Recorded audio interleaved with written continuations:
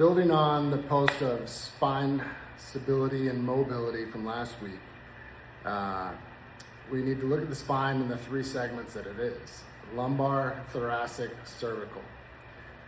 When we look at those three, our lumbar and our cervical should be stable and our thoracic should be mobile.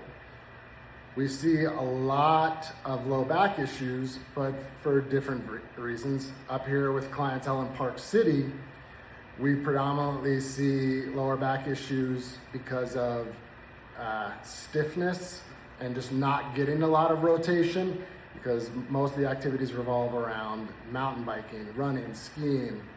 And so people are in a position where they are there a lot, and you see a big hump in that mid back, and it just doesn't move very well.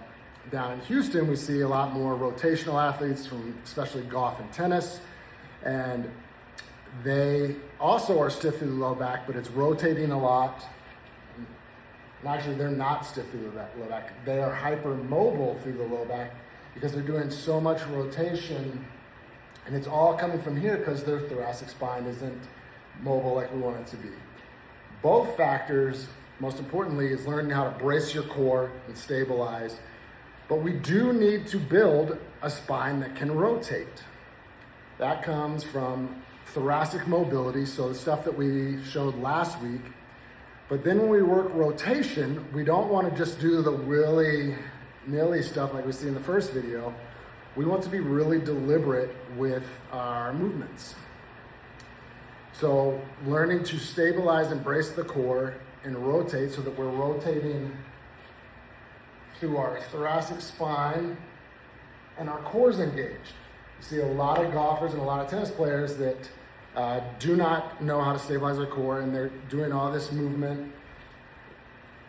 Core is not activated at all, and we don't want to sit there and lock it in because we want to be able to move, but we want it stable. So when we're rotating, we feel the movement in our core, not in our lower spine, and we feel it opening up in the mid-back, that thoracic spine.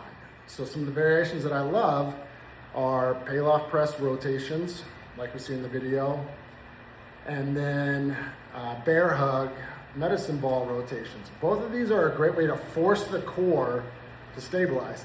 And that feeling that we have in the core in those movements is what we should be feeling when we are moving in things like tennis and golf. That should be that rotational movement. Again, our more mountain-based athletes need to work on spinal mobility and just getting that oblique stronger, and we'll continue to add on that. But those are the big factors into why you have low back pain.